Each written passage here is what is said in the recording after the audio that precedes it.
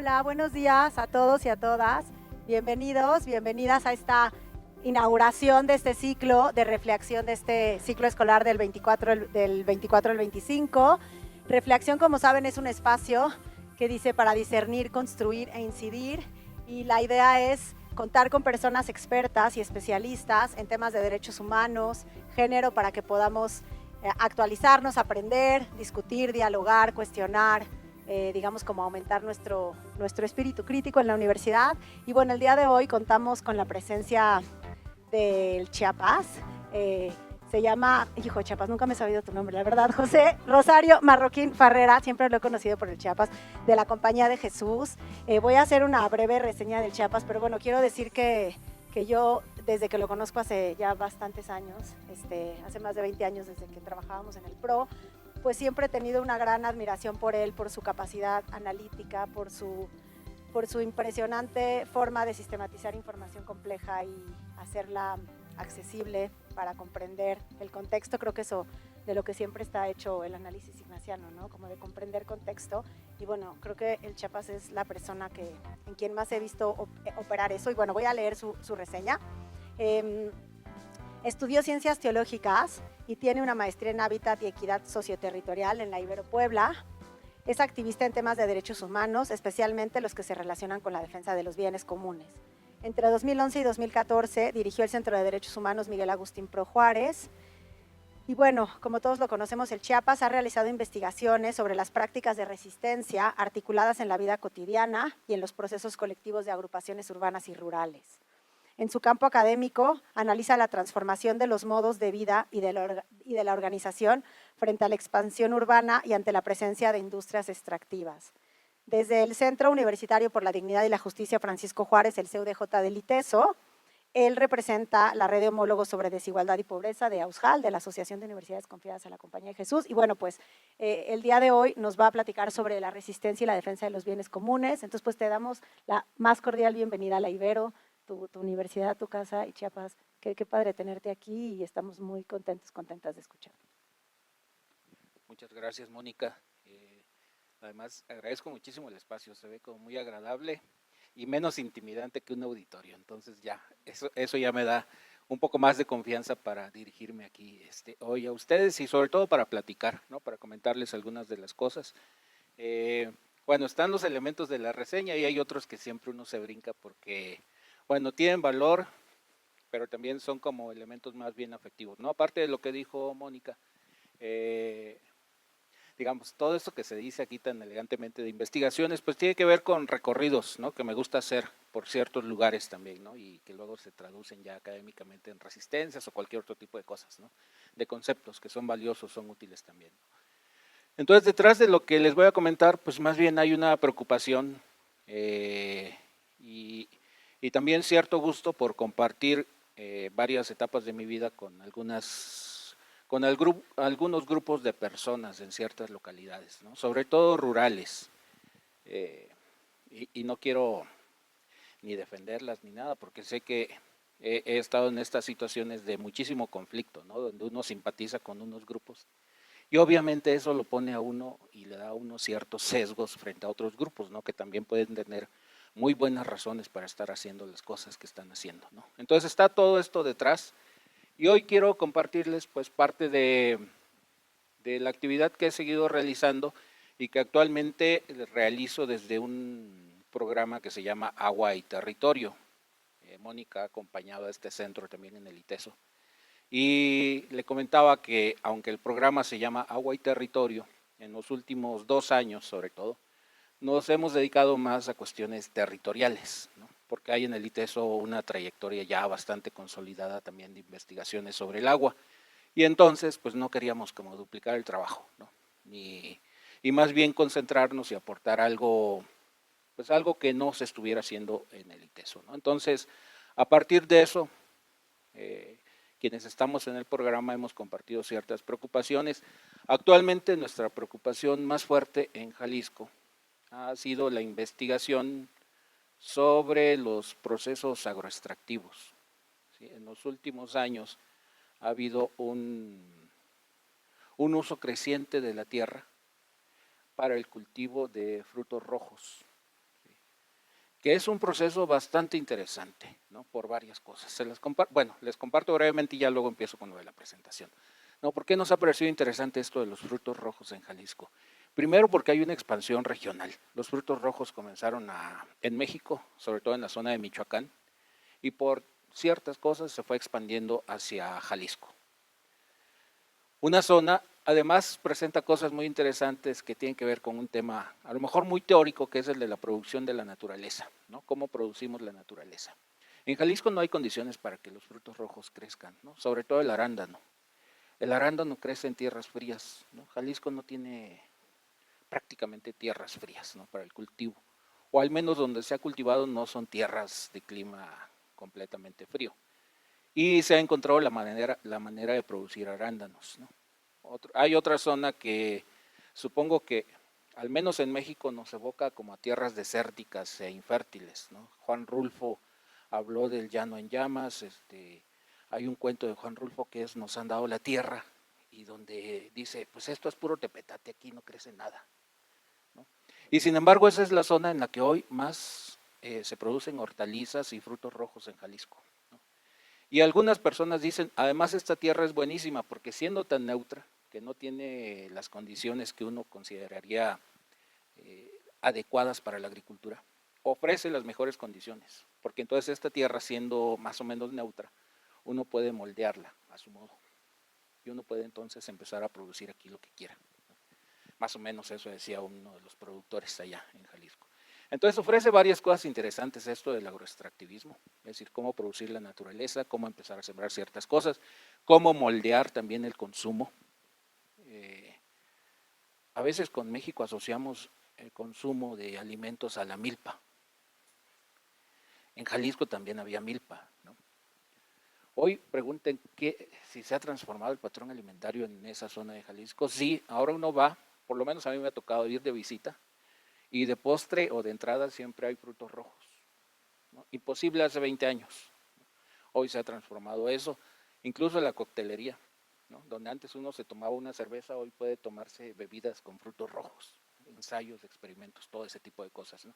Entonces, ¿cómo se han transformado estas condiciones? Ha sido un proceso que nos ha dado para pensar muchas cosas. Tiene muchísimas aristas, entonces parte de esas inquietudes y preocupaciones son las que hoy quiero compartir con ustedes aquí, aprovechando este momento. Bueno, está esto.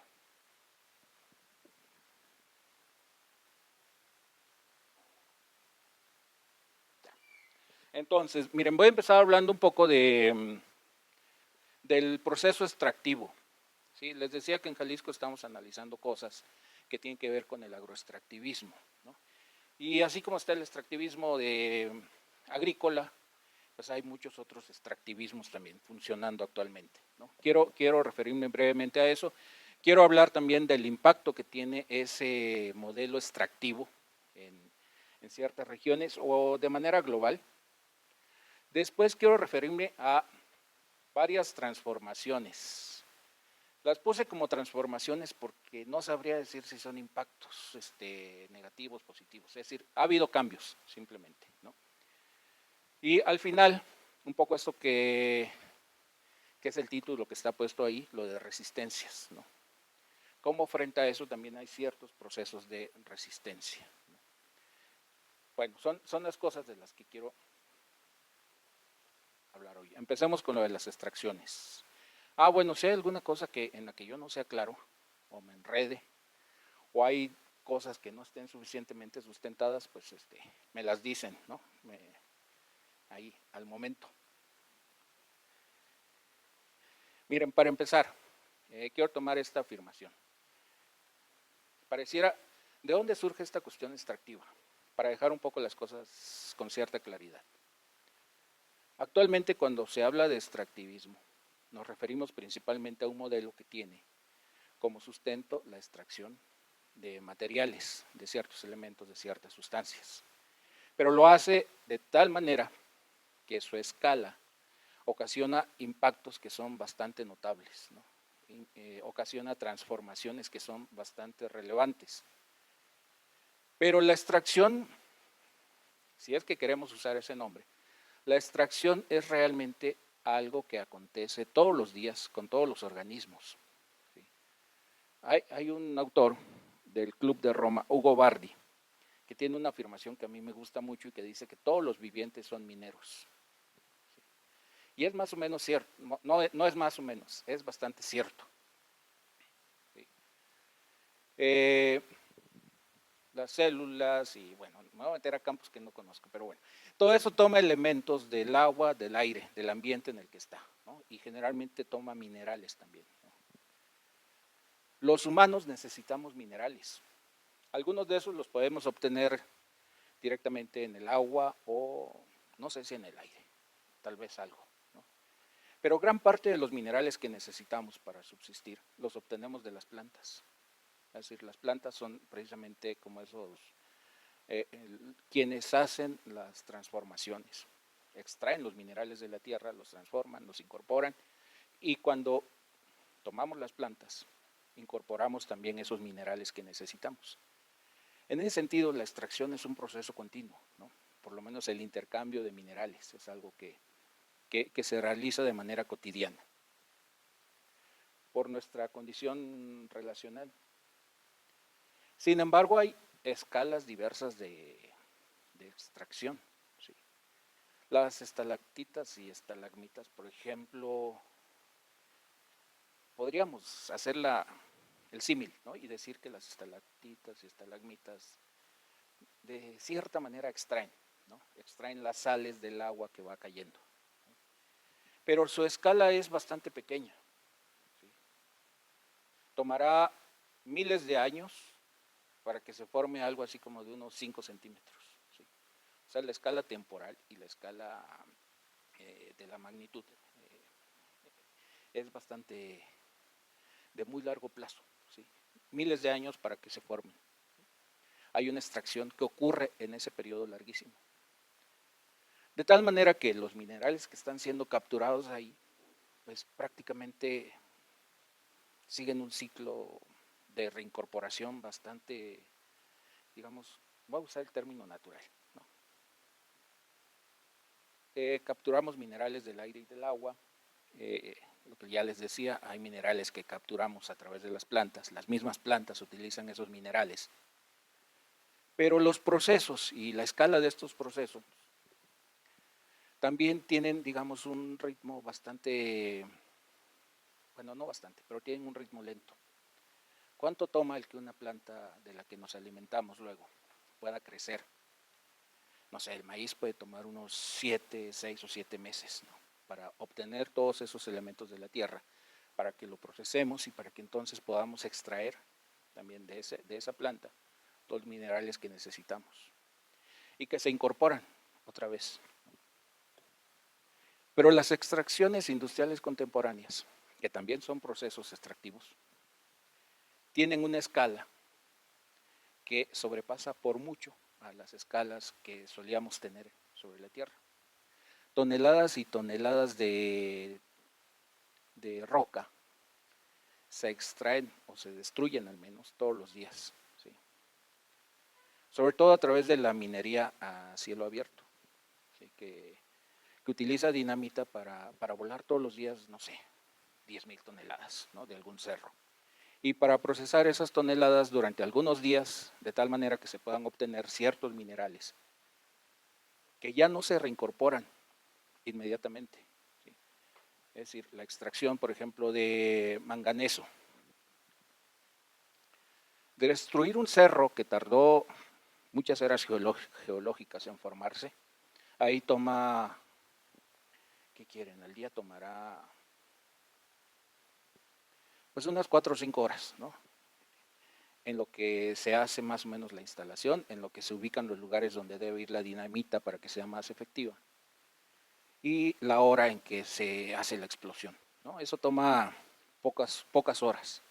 La explosión no toma prácticamente nada de tiempo, o sea, si acaso 5 minutos, ¿no? Como máximo. Es decir, la escala de la extracción contemporánea es una escala realmente abrumadora frente a la escala larguísima de otros procesos. ¿Sí? Y además son toneladas y además se realiza en un tiempo bastante rápido, ¿no? Las proyecciones que se han hecho sobre minerales, no se las voy a compartir aquí, pero bueno, se ha extraído muchísimo material en toda la era contemporánea prácticamente desde que la minería comenzó a tomar una forma más industrializada, que comienza prácticamente con la extracción de carbón. El carbón fue de los primeros minerales obtenidos a gran escala. Ya antes había minería, ¿no? En la época pasada, en la antigüedad, en la historia de la humanidad ha habido minería, ¿no? También. Y también tuvo efectos letales. La minería, no toda la minería, pero cierta minería, provocó el fortalecimiento de algunos imperios. ¿Sí? Algunos imperios pudieron controlar también la extracción de minerales, sobre todo para la fabricación de armas. ¿Sí? Entonces ya teníamos una minería que había provocado asimetrías y había provocado transformaciones en la misma especie humana. Pero la minería contemporánea arranca más o menos a principios del siglo XIX, ¿sí? Con la extracción de carbón, con el surgimiento de la máquina de vapor, que se mueve obviamente con la combustión del carbón. ¿Sí? Después vendrían todos los elementos fósiles que aceleraron los procesos de extracción y hoy tenemos necesidad de extraer más y más minerales. Es una cadena que se ha ido acelerando. Ahora, esta extracción tiene límites. Aquí voy a referirme a un informe que es de 1972, el informe que se llamó Los límites del crecimiento y que fue avalado por el Club de Roma. Hay quienes dicen que eso fue pura charlatanería, sobre todo porque aplicaron modelos que le ponían como fecha de caducidad al mundo hace 20 o 30 años. ¿No? Y como eso no pasó, entonces hay quien dice, ven, se equivocaron. Parece cierto, pues. ¿No? Es decir, habían dicho algunas cosas y en algunas se aceleraron y en algunas los modelos que emplearon pues también no consideraban otras variables. ¿No? Pero hay algo que a mí me parece que tiene todavía cierta vigencia de ese informe, los límites del crecimiento. Y es esto que dice en 1972. Si el actual incremento de la población mundial, la industrialización, la contaminación, la producción de alimentos y la explotación de recursos naturales no varía, alcanzará los límites absolutos de crecimiento en la Tierra durante los próximos 100 años. Y creo que eso más o menos sigue siendo cierto. Ahora, ¿por qué se equivocaron? Porque en sus modelos predecían que estos materiales iban a acabar muchísimo antes. No se han acabado. Pero creo que tiene vigencia esto. La primera de sus proyecciones era el agotamiento de los combustibles fósiles, que se previó hacia los años 70. Y en 1973 hubo una primera crisis relacionada con los combustibles fósiles. Fue una crisis que dio origen a la Asociación Internacional de Energía. Porque sí, el mundo se preguntó, bueno, si se acaba el petróleo, ¿qué hacemos? ¿De dónde vamos a obtener energía?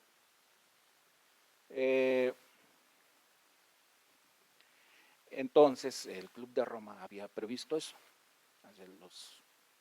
hacia la mitad de los años 70, el agotamiento de los combustibles fósiles. Bueno, no el agotamiento, que iba a llegar a su pico, y entonces iba a empezar a decaer la producción. Es algo que no sucedió porque se descubrieron otras formas y otras fuentes de combustibles fósiles, ¿no? Y hoy se siguen explorando otras formas de extracción de los combustibles fósiles. La Asociación Internacional de Energía en sus informes dice que ya alcanzamos el pico del petróleo.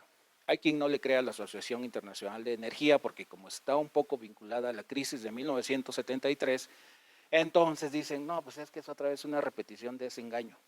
¿Sí? Que no fue engaño, fue imprecisión. ¿No? Pero hay quien dice, se equivocaron y se volvieron a equivocar y se van a volver a equivocar. ¿No? Pero hoy la Asociación Internacional de Energía dice que ya estamos en el pico del petróleo y que por más que inventemos, no vamos a poder subsistir con fósiles. Bueno, ahí cito a la Asociación Internacional de Energía en 2022, dijo que ahora sí hay una crisis energética realmente. Principalmente porque estaba vinculado al petróleo, la crisis del 73. pero que la crisis de los años 20 de este siglo ha estado vinculada no solo al petróleo, sino a otras fuentes de energía. Y dicen que esta es la crisis energética verdaderamente mundial. Se los comparto y además les digo que tienen objeciones, o sea, no es una afirmación 100% veraz, ¿no? Pero porque quiero llegar a otro asunto que me parece más problemático. Más problemático que si discutir que ya nos estamos empezando a agotar todos los minerales y que ya se nos está acabando la energía. Y es que me parece que la combinación de estas dos cosas es precisamente lo problemático. Bueno, me paso a los impactos. Ahorita volveré sobre lo problemático de esta relación entre la materia y la energía. Voy a cambiar de tema completamente. ¿Qué está pasando en el mundo? Actualmente hay una preocupación tremenda por el agotamiento de otra fuente de materiales, que es la agricultura. Y la agricultura también está alcanzando puntos problemáticos. La Convención de Naciones Unidas para combatir la desertificación ha estado monitoreando desde hace varios años cómo se va dando la degradación del suelo, que va a tener un impacto tremendo sobre la salud, no solo de la especie, sino de otras especies. ¿Sí? La degradación del suelo entre 2015 y 2019. Miren, ahí se ve más o menos, espero que la puedan ver. Los colores no están tan... Pero bueno, más o menos esta parte de África se degradó, al menos visiblemente, más entre 2015 y 2019. La degradación del suelo tiene varios factores. Y uno de esos, ciertamente, y no es el mayor, tiene que ver con la expansión urbana y también con la minería de alto impacto, que es la minería a cielo abierto. ¿Por qué? Porque se acaban las zonas de suelo, precisamente, ¿no? También tiene que ver con la erosión, tiene que ver con la salinización también. Y aquí sí me voy a referir a otro tipo de extracción, que es la extracción de agua. El hecho de que extraigamos agua, digamos, se puede justificar, ¿no? Pero también entramos a un ciclo que es bastante perverso. Extraemos agua porque el agua es necesaria para la agricultura, pero al regar los suelos, de manera que alteramos los ciclos lentos que antes existían, esos suelos también se van salinizando y van dejando de ser aptos para la agricultura. Entonces significa extraemos más agua, obtenemos más alimentos durante un periodo, pero luego esas tierras quedan degradadas por la misma salinización. Ahí hay otra vez cierto problema. Ahora, ¿qué quiero decir con todo esto? Que no es tan sencillo decir que la extracción por sí sola esté dando origen a muchísimos problemas en el mundo. Es decir, hay muchísimos factores que se van complicando, ¿no? Se van entrelazando y favorecen estas dinámicas. ¿Qué tanto se ha perdido de suelo? ¿Qué tanto de suelo se perdió entre 2015 y 2019 en el mundo? Se perdió una cantidad que equivale más o menos a 8 veces México. ¿Sí? México tiene 200 millones de hectáreas, en el mundo se perdieron 1.1 millones de hectáreas. No soy bueno con los números. En fin, lo que se perdió en el mundo fueron 8 veces más que el territorio de México en calidad de suelos. Ahora, ¿por qué no estamos en una crisis a pesar de esas pérdidas? Porque hasta hoy la tecnología nos ha ofrecido respuestas. ¿Sí? ¿Qué pasa si salinizamos los suelos? El agroextractivismo tiene ciertas respuestas. ¿Qué pasa, por ejemplo, en las tierras flacas de Jalisco o el Llano en Llamas? Pues se hacen viveros y se trae suelo de otros lados, se pueden usar fertilizantes, incluso fertilizantes orgánicos, podemos emplear ciertas sustancias que están entre lo orgánico y lo químico más agresivo, y ya, tenemos nuevamente agricultura, ¿no? O sea, sí, hasta hoy hemos tenido soluciones tecnológicas que han sido buenas, ¿no? Solo que requiere grandes inversiones. Y no solo inversiones, no es solo cuestión de dinero. ¿Sí? En fin, por eso no estamos totalmente en una crisis, ¿no? O sea, sí ya se perdió suelo de buena calidad, equivalente a 8 veces el territorio de México, pero no podemos no quiero pues hacer un llamado de alarma ante eso, porque la tecnología ha encontrado formas de subsistencia entre esto, están los fertilizantes, está la modificación genética y tecnologías más avanzadas como ahora la modelación virtual de plantas, ¿no? Que eso parece bastante bondadoso, al menos a mí me atrae, ¿no? La gestión virtual de todas estas cosas, ¿no? Un día me la explicaron y me pareció, bueno, por lo menos me resultó un poco seductora, ¿no? O sea, en lugar de estar experimentando con otras especies, se experimenta en la computadora y de manera natural, pero también a través de inteligencia artificial, se seleccionan algunos elementos sin ingeniería genética, se seleccionan algunas plantas más adecuadas a otras condiciones. Es decir, esa experimentación que tomó por lo menos 1000 o 2000 años para llegar al maíz, hoy nos puede tomar, ¿qué quieren? Pues unos 3 o 4 meses de un equipo de investigación que no va a intervenir de manera real en una planta, ¿no? Lo va a hacer a través de, no sé, me pareció seductora. Por eso creo que no estamos en una crisis tampoco de la agricultura, a pesar de esta pérdida del suelo. La región que más perdió suelos entre 2015 y 2019 fue América Latina. Y en gran parte fue por México. México ya no tiene prácticamente suelos, más de la mitad del suelo de México ya no es apto para la agricultura. 59% de acuerdo con la base de datos de la Convención de Naciones Unidas para combatir la desertificación. ¿Sí? Más de la mitad del territorio mexicano no es apta para la agricultura. ¿Sí? Entonces parte de eso se ve en México, ¿no? En el mundo en total, pues digamos, tenemos 20% de tierras ya no aptas para la agricultura. América Latina incrementó su porcentaje y es más o menos el 28%, lo que no es apto para la agricultura. No, o sea, teóricamente no.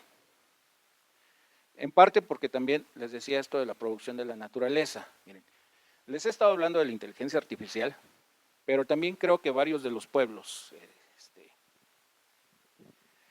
no, lamento no haber puesto aquí la foto, pero miren, usamos computadoras, supongo que aquí en Ibero también, todo prácticamente lo hacemos a través de esos procesos, aunque obviamente nunca podemos, el trabajo de campo siempre será muy valioso, ¿no? También. ¿Por qué no es irreversible? Porque estos procesos que hoy tenemos no son novedosos. ¿Sí? La extinción del pueblo maya, según algunas hipótesis, se debió también a la erosión del suelo. ¿Sí? ¿Qué significa eso? Que con la extinción de una cultura, de pronto lo que ya estaba pudo otra vez recuperar cierta parte de su ciclo. ¿Sí? También la agricultura que se practicó en algún tiempo en México, que era la de tumbar y quemar, cuando la población era menor en México, era un modelo agrícola que permitía la regeneración del suelo. Hoy ese mismo modelo ya no lo permite. ¿Por qué? Porque la población es más grande, ¿no? Entonces antes, si uno tenía 20 hectáreas, podía quemar 1 hectárea, trabajar 2 o 3 años, y en 10 años moverse a otra hectárea y quedaban, ¿qué quieren? 100 años para volver otra vez a lo anterior. Hoy eso ya no se puede, la población creció y la superficie cultivable es menor, ¿no? Eso ha pasado. Entonces, teóricamente sí se podría, ¿no? Ha pasado antes. Y también empleando ciertos avances tecnológicos podría hacerse, ¿no? Y por tecnológicos no me refiero estrictamente a cosas muy agresivas como a compuestos químicos innovadores, ¿no? Sino también a cosas de estas utilizadas por la agroecología, ¿no? Composta, el uso de materia orgánica degradada, etcétera, ¿no? Todo eso. ¿Cuál es el problema? Hacia allá voy. Miren, bueno, para decirles que no, que me parece que no es tan equivocada la cosa esta que aunque puede parecer fantasioso, esto que se afirma del mundo, ¿no? que hemos perdido 20% de las tierras cultivables. En Jalisco me tomé un poco para divertirme, Y esto coincide con lo que hemos hecho a través de otras imágenes de satélite, ¿no? Esto es lo que ofrece la Convención para combatir la desertificación y coincide con otras investigaciones que hemos hecho tomando imágenes de satélite en esta zona de Jalisco. Como ven, la zona degradada es la que está en rojo. Y la que está en verde es zona que se ha ido recuperando o al menos se ha mantenido estable, ¿no? Y coincide. Una de las investigaciones que hicimos resultó un poco sorprendente y algunas personas no queríamos creerlo, ¿no? Y es que una zona de Jalisco que estudiamos en los últimos 10 años, no, desde 2003 a la fecha, el estudio mostraba que en esa área de Jalisco se ha recuperado más la cubierta vegetal de lo que se ha perdido. Eso a pesar del incremento de cultivos como el agave, el aguacate y los frutos rojos. Se había ganado más en la cubierta vegetal, significa que de alguna manera el suelo se había recuperado. Y coincide un poco con esto. La zona que estudiamos era esta. Y como ven ahí hay, según yo, a lo mejor estoy ilusionado, la zona verde es mayor que la zona roja. Pero bueno, son casos locales, ¿no? Pero en conjunto lo que ha reportado México es una pérdida de superficie cultivable, más bien, en estos años. Ahora vamos a juntarlo con otro problema, el de la sequía. Conagua reporta en 2 años cómo ha sido la sequía en el país. Y esto es un reporte de enero de 2022 a diciembre de 2023. Los colores entre el negro y el amarillo en esa escala muestran el grado de sequía en el país. Aquí aparece prácticamente todo el país en amarillo porque estamos hablando del invierno, que suele ser, bueno, que suele no existir en México, más bien invierno, sino temporada de lluvias y de secas, ¿no? Entonces en la temporada de secas obviamente la sequía es mayor, ¿no? Y para verano la sequía se reduce. Sin embargo, entre 2022 y 2024 la zona del norte, sobre todo Chihuahua, aparece como en una situación bastante extrema de sequía. Bueno, hasta ahí, miren, son cosas sueltas. Discúlpenme si no tiene mucha lógica. Pero ¿a qué quiero llegar con esto? Ya me dirán si hay razones para decirlo o no. Primero, me parece a mí que sí hay un agotamiento de los materiales. Aunque aquí hay que matizar varias cosas, ¿no? Los materiales se están agotando, pero sobre todo los materiales que son de obtención fácil. Es decir, los minerales que necesitamos para vivir se obtenían de las plantas de una manera bastante fácil, no necesitábamos más que comerlos, ¿sí? Pero cada vez necesitamos minerales que son más difíciles de encontrar.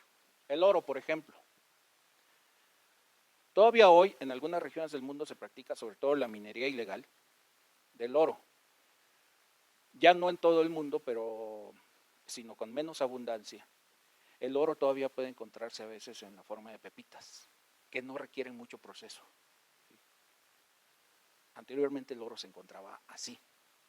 ¿Hoy todavía hay oro en el mundo? Sí hay oro en el mundo.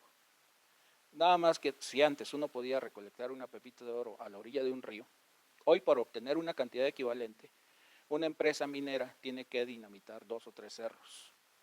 Sí. Bueno, tal vez exageré en las proporciones, pero para obtener algo así más o menos similar y útil, una empresa minera tiene que ya no mandar a 4 o 5 personas que recolecten allá en un cerro, sino, en las orillas de un río, de un arroyo, sino dinamitar al menos un cerro, pues, para no exagerar, ¿no? Para obtener eso. De los minerales más abundantes es el hierro. Antes se obtenía también en formas muy artesanales, por ejemplo, en algunos meteoritos había hierro. Hoy obviamente eso ya casi desapareció. Entonces sí hay mucho hierro, pero cada vez cuesta más trabajo obtener el hierro, ¿sí? Voy a hablarles otra vez del manganeso. Manganeso hay muchísimo sobre la Tierra. Nada más que para obtener cada vez más manganeso necesitamos extraer más materiales, ¿sí? Para obtener lo mismo que antes obteníamos, ¿sí? Aunque el manganeso es abundante, ¿sí? Es decir, por eso les digo que cuando hablo de agotamiento material hay que tener en cuenta ciertos matices. No es que estemos llegando a un punto donde ya no vaya a haber nada, ¿no? a un punto así de un cero absoluto, ¿no? Pero sí que cada vez es más complicado encontrar esos materiales que necesitamos. Y sobre todo aquí hay una complicación. Y bueno, y lo mismo pasa con el agua, que yo creo que con el agua tendríamos que pensar ciertas políticas que a veces utilizamos. Mi impresión, junto con la de algunos colegas del ITESO, es que el agua en realidad no se ha agotado, ni se va a agotar, ¿no? O sea, no vale la pena ser alarmistas en ese sentido, ¿no? Es decir, esta es la última gota de agua que vas a ver en tu vida. No, no es cierto. Hay muchísima agua, ¿sí? Hay muchísima. Y además, bueno, en México utilizamos un sistema muy curioso para medir el agua, que es la de los acuíferos, que es una forma muy rara de ver cuánta agua tenemos, porque los acuíferos hasta se delimitan. Digo, no tenemos tecnología para hacerlo, pero si algún día se inventa, les invitaría a que fueran a ver un acuífero y ver si realmente existen esos límites de los acuíferos. No existen, ¿no? Y más bien algunos colegas del ITESO, al hablar del agua hacen referencia a otra teoría, que también, como todas las teorías, siempre son debatidas, ¿no? Que es la de los flujos subterráneos. Y a partir de eso, la conclusión es que el agua no se va a acabar sobre la Tierra. Ahora, podemos ser optimistas, ya eso es otra cosa. Yo nada más digo que el agua no se va a acabar, ¿no? Obviamente podría llegar a acabarse, ¿no? Con mucho esfuerzo, pero sí lo podemos llegar a acabar. También ya hemos mostrado que sabemos acabarnos las cosas, pero por lo pronto no. Sin embargo, bueno, ya con eso que les dije sobre el agotamiento de los materiales, incluida el agua, sí hay varios problemas. Y uno de esos problemas es que a veces todavía funcionamos con la sensación de lo infinito. Y como nos metemos al mundo de la aritmética, entonces empezamos a hacer ecuaciones, ¿no? Y ya con nuestras ecuaciones el infinito se sigue manteniendo, ¿no? Es decir, una de las primeras ecuaciones, se están agotando los combustibles fósiles. Entonces, usando la aritmética, hacemos ciertos equivalentes y decimos, bueno, pero la energía no se va a acabar. Y más si usamos la fórmula esta de energía es igual a masa por velocidad de la luz al cuadrado, nunca se nos va a acabar, ¿no? Obviamente. Pero esa forma de pensar, un tanto aritmética y un tanto ilusa, nos ha llevado a pensar que toda la vida vamos a poder seguir extrayendo agua, minerales y energía, ¿no? Y hasta hoy no parece que nos lo hayamos tomado en serio. Las compañías petroleras y gran parte de los gobiernos en el mundo no se tomaron en serio la primera crisis del petróleo. Sí se lo tomaron en serio 2 o 3 días, pero cuando alguien les inventó una solución dijeron, ya ven, se equivocaron los catastrofistas, sí hay salida. Y hoy que la Asociación Internacional de Energía dice que tenemos una crisis energética realmente global, hay quienes nos dicen que no es cierto. Una de las últimas ecuaciones es la que afirma que si tenemos más coches eléctricos, vamos a solucionar el problema de la energía. Y que con nuevos materiales y con nuevas técnicas, la energía se va a seguir manteniendo en niveles casi infinitos, ¿no? No existe. Hay otra cosa.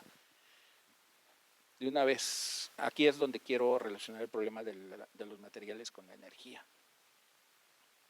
¿Cuánto me queda? Digo, porque esto es más puro rollo. No, no es que sea puro rollo. Lo quería de contexto. Pero, ¿qué? 12. Bueno, miren. Ya, entonces lo último. ¿Por qué quería relacionar materia y energía? Porque si hay materiales y hay agua. El problema es que para obtener cada vez más materiales y cada vez más agua necesitamos cada vez más energía. Y para obtener energía necesitamos materiales, ¿sí? Y agua. Ahí está el problema. O sea, todo se puede renovar, sí, obviamente. El problema es que estamos en un círculo en el que para obtener los materiales necesitamos energía. Y existe una cosa que se llama algo así como la tasa de retorno de la inversión en energía, que cada vez va aumentando. El ideal es que esa tasa de retorno sea cada vez menor. Es decir, que si yo invierto 100 de energía, en realidad al final del proceso me quedarán 100 de energía, pero no es tan cierto. Si yo invierto 100 de energía, dependiendo de en qué tipo de materiales, supongamos que para la extracción de oro, yo invierto 100 unidades de energía. No, el oro no es buen ejemplo. Petróleo. Supongamos que para obtener petróleo yo invierto 100 unidades de energía. Al final del proceso solamente voy a tener aproximadamente unos 80 o 90 unidades de petróleo, porque lo otro me va a servir para producir energía a la vez. Y esa tasa va aumentando cada vez más. Es decir, para obtener materiales yo voy a necesitar cada vez más energía. De tal manera que la tasa de retorno va a ser cada vez menor, ¿no? Ese es el problema, ¿sí? No es que no tengamos materiales, el problema es que necesitamos energía. Y además, miren, echando la imaginación a las cosas, podemos obtener prácticamente todo. O sea, ¿cómo podríamos obtener agua? Pues juntando hidrógeno y oxígeno, ¿no? Nada más que ¿cuánto cuesta eso? Inversiones tremendas de energía, ¿no? Y para obtener la energía necesitamos fósiles, o necesitamos más minerales, materias raras, ¿no? Entonces estamos en ese círculo, ¿no? Bueno, ya voy a pasar a otras cosas. Sí, ya está. Ya, me voy a pasar a esto otro. Esto es, digamos, como la situación, el círculo en el que estamos. Pero quiero pasarme al impacto de todo este ciclo, de todo este círculo, en la vida cotidiana. ¿Qué significa en realidad que estemos hablando de que el agua no se va a acabar, pero sí se está acabando? Significa, por ejemplo, para empezar, la experiencia estética del agua. O sea, no es lo mismo que yo les diga que sí hay agua suficiente, pero pues que esa agua está enterrada, ¿no? Y que hay que sacarla. Y dejamos por un lado fuera lo de la energía, ¿no? Supongamos que sí tenemos la energía para sacar esa agua. Pero ¿dónde van a quedar las cascadas? ¿No? O sea, no vamos a tener cascadas. Y eso nos va a privar de una experiencia estética al menos, ¿no? A lo mejor inútil en términos de agua. O sea, si tenemos agua y la seguimos extrayendo, pues está bien, ¿no? Pero entonces nuestra experiencia estética del futuro va a ser ver el agua salir de los tubos, ¿no? En lugar de irnos a una cascada o a unos saltos de agua, ¿no? Eso. Pero la cosa se va complicando, ¿no? Es decir, ¿qué pasa en algunas zonas de extracción? Aquí voy a hablar de una zona en el estado de Hidalgo que impactó muchísimo a la gente. Se empezó a extraer manganeso, la gente estaba feliz, pero de pronto las mujeres empezaron a protestar. ¿Por qué? Porque lavaban la ropa y al atardecer, cuando la ropa estaba seca, la ropa estaba sucia otra vez. ¿Por qué? Porque las explosiones de las minas de manganeso empezaron a llevar partículas de polvo al aire y la ropa nunca se lavaba, ¿no? O sea, la ropa estaba sucia. Eso es parte del impacto cotidiano de este tipo de minería. ¿Sí? La gente empezó a darse cuenta que los techos de zinc o de lámina se empezaban a corroer cada vez con más frecuencia y no podían demostrar que eso era por el impacto de la minería. Porque la minera empezó a sacar estudios sobre las corrientes de aire y sobre las partículas por millón, y entonces dijeron que era imposible que eso estuviera perjudicando las láminas. Los campesinos que tienen casas de lámina, imposible que encargaran otro estudio que dijera lo contrario, ¿no? Que demostrara que no solo las corrientes de aire, sino otras cosas, etcétera, ¿no? Entonces, esos son los impactos de este tipo de extracción a gran escala sobre la vida cotidiana. En otro de los pueblos, donde había una división tremenda, todavía existe hasta hoy una división tremenda entre dos bandos, los que apoyan y los que no apoyan a una empresa minera, ¿no? La experiencia cotidiana de la gente es que está partida, ¿sí? Así se experimenta, estamos partidos, nos partieron en dos mitades, y aunque platiquemos y aunque no nos peleemos, nos sentimos así, ¿sí? Sentimos que ya el pueblo no puede volver a ser como era antes, ¿no? Aun por más que nunca nos hayamos peleado de manera tan agresiva, ¿no? En otro lugar, un señor decía, esto por la construcción de una carretera, ¿no? Decía, los veneros de agua huyeron. Lo consultamos con los geólogos y nos dijeron, no es cierto, eso no pasa, eso es invención de la gente, ¿no? Pero lo consultamos con gente en algunos lugares y pues los datos son un poco inobjetables, ¿no? O sea, aquí había agua antes y salía agua, hoy ya no sale desde que se construyó la carretera. Los geólogos dicen que no es cierto, que pasó esto y lo otro y lo otro y lo otro, en fin. ¿Quién tiene la razón? No sé. Pero lo cierto aquí es que la gente que vive en esos lugares de pronto experimenta estas transformaciones, ¿sí? Como transformaciones cotidianas, ¿sí? No son solamente prácticas rituales, ¿no? Y entonces, ¿qué pasa cuando un manantial deja de fluir? Al menos en uno de los lugares donde se construyó la autopista que va de la Ciudad de México a Tuxpan, uno de esos veneros tenía cierta función ritual. Eso se acabó. tuvieron que buscar otra cosa, ¿no? Eso fue lo bueno, buscaron algo más. Bueno, en fin, hay un impacto pues de todo esto que les cuento así como a gran escala y que no pasa nada. Hay impactos sobre la vida de las personas que sí son notables y que vale la pena tener en cuenta, ¿no?, cuando hablamos de estas extracciones. Ahora, frente a todo eso, ¿cuáles son las resistencias? Hoy tenemos grandes cambios, ¿no?, sobre todo en la forma de medir el tiempo. ¿Por qué hago esto del tiempo? Porque hay un ritmo geológico que ya les digo que llevó millones y millones de eras para formarse. Y hay un ritmo, el de los relojes, que surge a partir de vibraciones atómicas o de partículas subatómicas y son las que empleamos para medir el tiempo actualmente. Hay una gran diferencia en la escala. Ahora, ¿qué tiene que ver esto con las resistencias?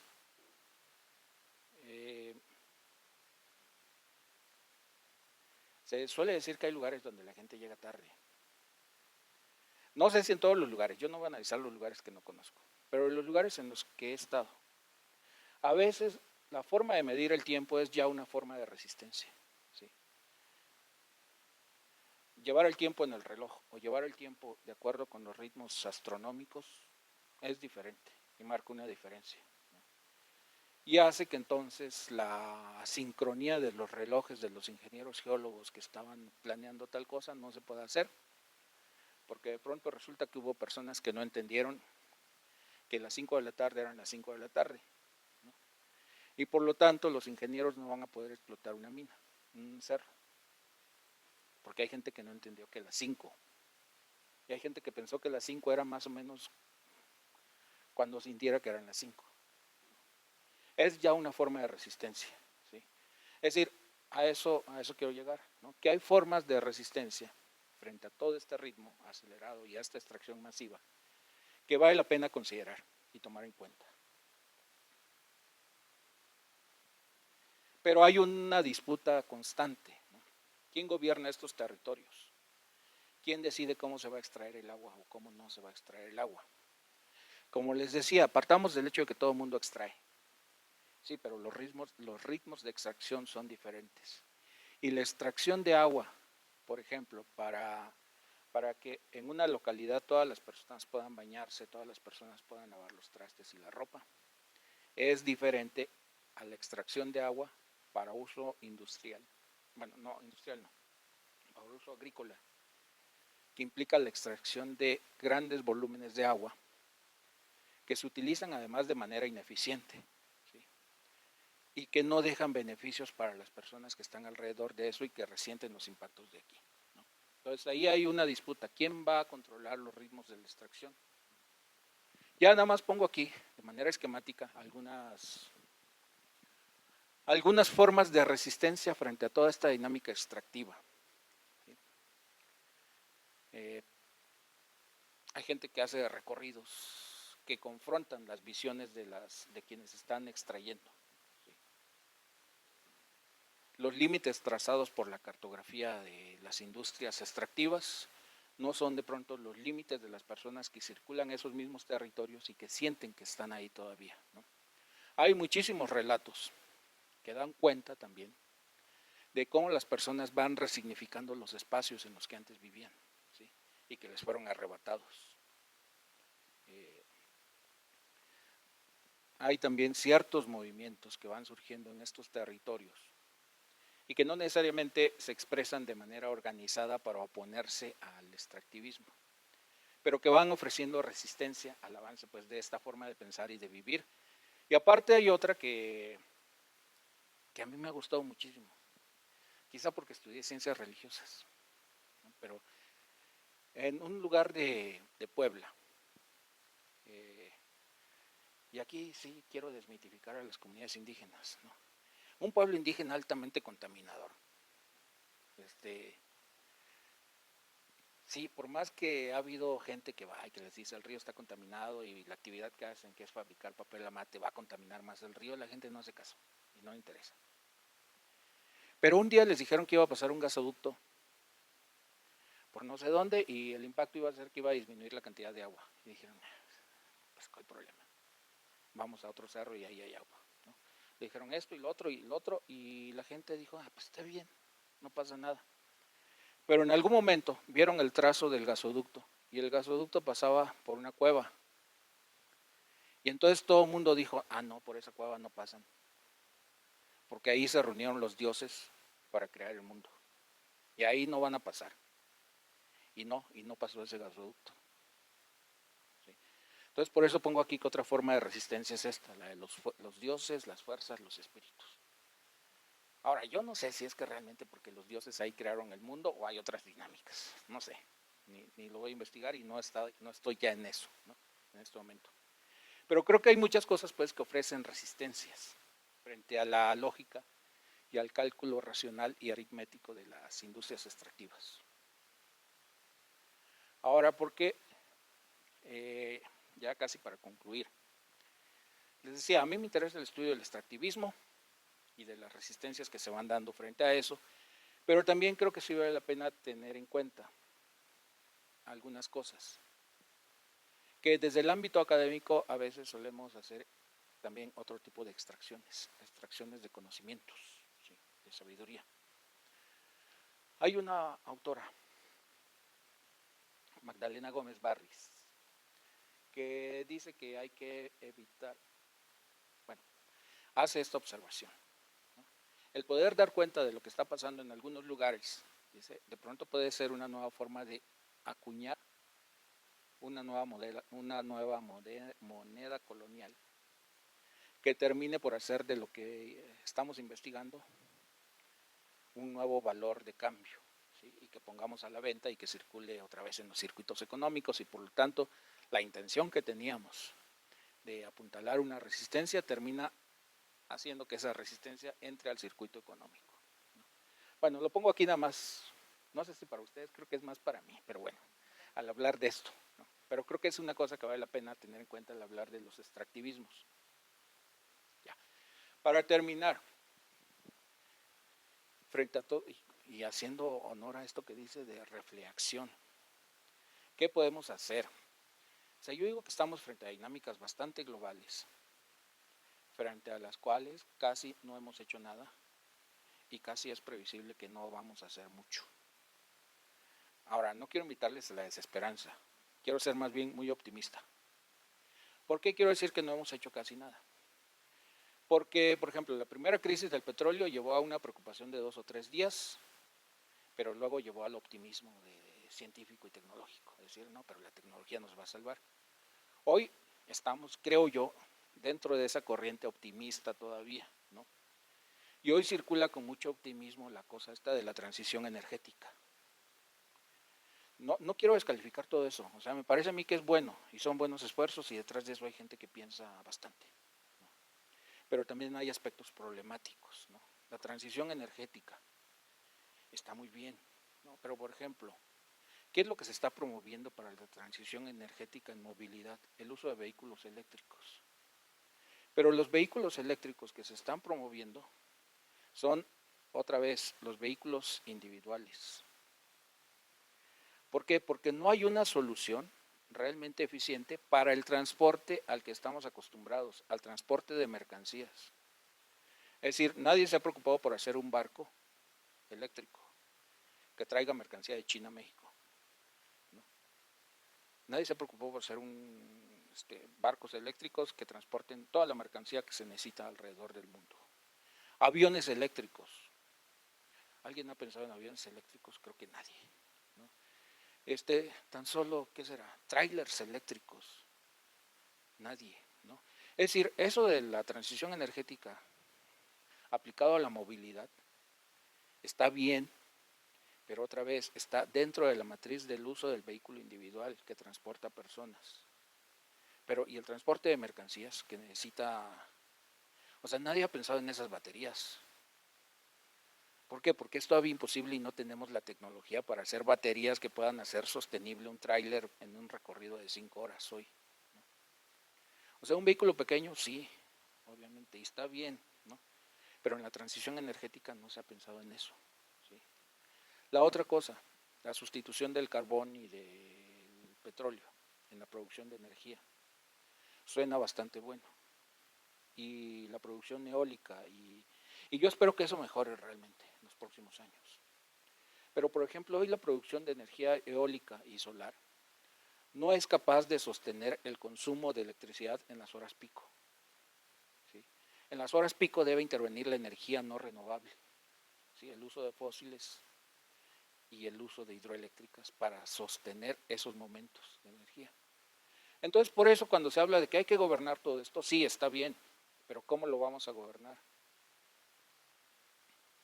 Lo vamos a gobernar pensando, por ejemplo, que la industria debe funcionar las 24 horas del día. Eso ya de entrada nos pone ciertos problemas, porque la energía solar no dura 24 horas. Si vamos a sostener la producción industrial en los niveles en los que los tenemos hoy, necesitaríamos baterías capaces de almacenar la energía que no se produce en las horas sin sol. Hoy no tenemos todavía esa capacidad en baterías, ¿no? Por más que el litio ofrezca tantas esperanzas, no la tenemos.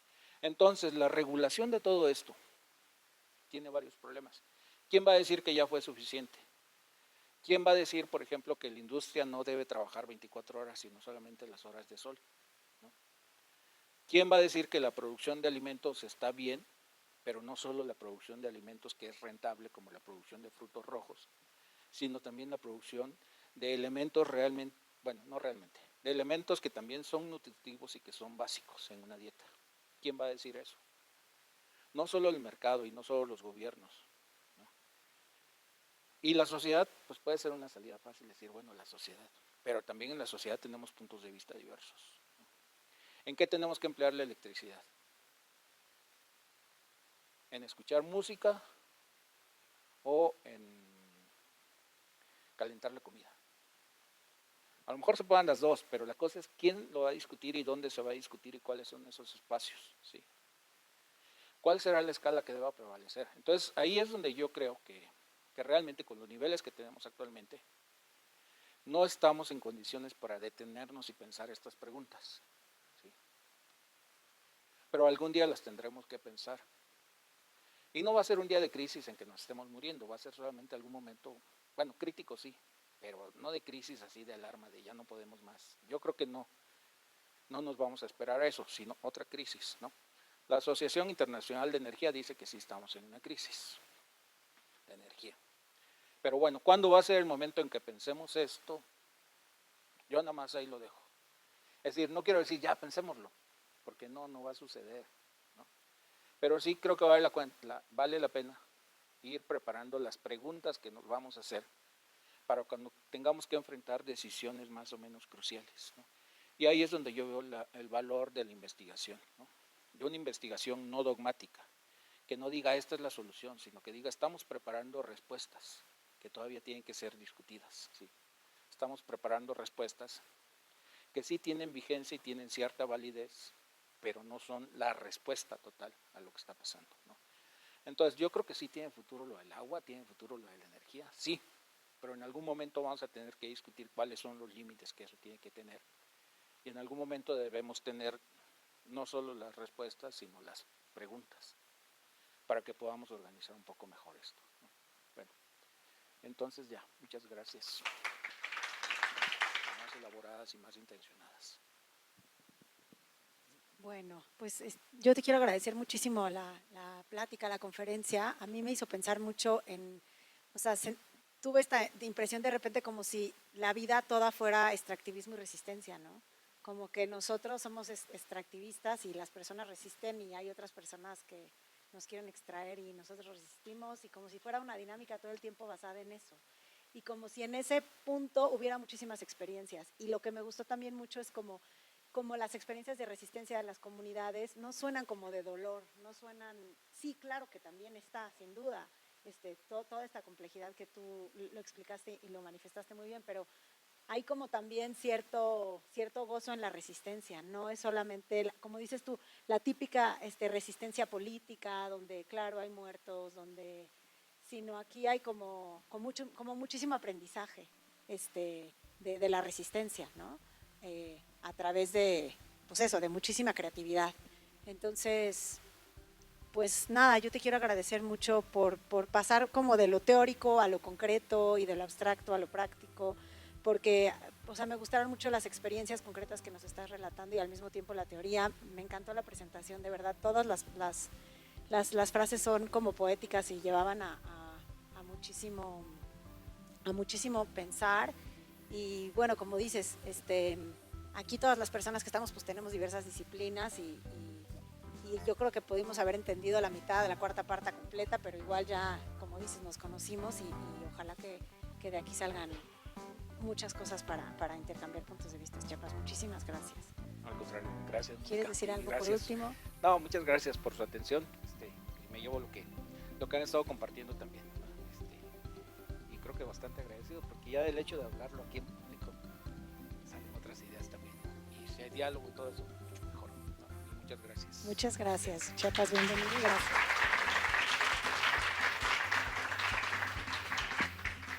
Gracias, Chiapas. Bueno, pues a todas y todos ustedes, muchas gracias por haber venido, por darse el tiempo, por la atención y pues bueno, pues que tengan un gran día. Y para los que estamos en este ciclo de reflexión, ya saben que le ponen el QR, se registran para que al final del ciclo puedan tener su constancia por parte de la Dirección de Educación Continua. Gracias a Erika, gracias a Diego y a todo el equipo por la difusión, a Tania, Nat por la organización y bueno, pues a todos y todas, gracias.